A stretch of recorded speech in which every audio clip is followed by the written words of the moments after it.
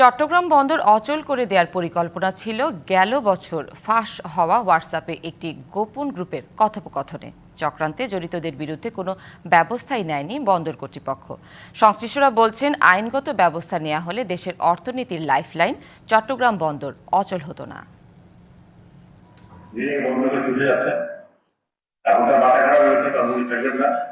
এই চুক্তি হবে না।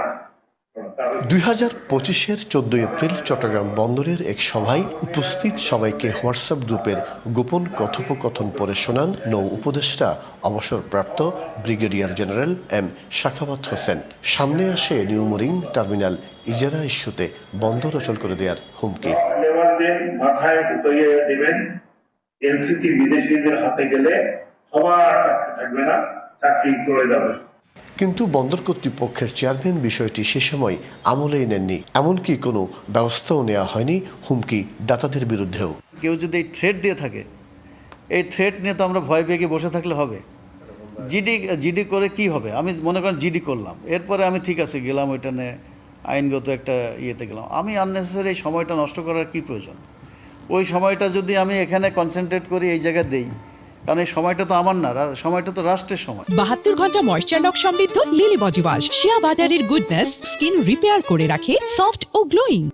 দীর্ঘ 2 দশক পর আবারও অচল হয়ে পড়েছে চট্টগ্রাম বন্দর। 2006 সালের পর এই প্রথম বড় ধরনের শাটডাউনের মুখে অপারেশনাল ও প্রশাসনিক কার্যক্রম। তখন যদি বন্দর কর্তৃপক্ষ বা নৌপরিবহন মন্ত্রণালয় ইভেন সরকারের পক্ষ থেকে কোনো ধরনের যদি অ্যাকশন নিত, এই ধরনের যারা হুমকিদাতা ছিল ওদের বিরুদ্ধে, তাহলে হয়তো আজকে এই অরাজক পরিস্থিতি বন্দরের সৃষ্টি হতো না। তা আমরা যেটা মনে করছি, এই জায়গায় বন্দর কর্তৃপক্ষের দুর্বলতা আছে বলে মনে করছি, এবং সঠিক সময়ে সঠিক সিদ্ধান্ত না নেওয়ার কারণে আজকে বন্দরে বিভিন্ন ধরনের অরাজক পরিস্থিতির সম্মুখীন হয়েছে এবং ব্যবসা বাণিজ্যে একটা নেতিবাচক প্রভাব পড়ছে। গত 3 মাস ধরে বিদেশি অপারেটরের কাছে এনসিটির ইজারা ইস্যুতে চলে আসছে বিভিন্ন কর্মসূচি।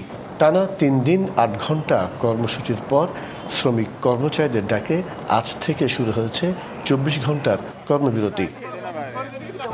মাসুদুল হক, ডিবিসি নিউজ, চট্টগ্রাম।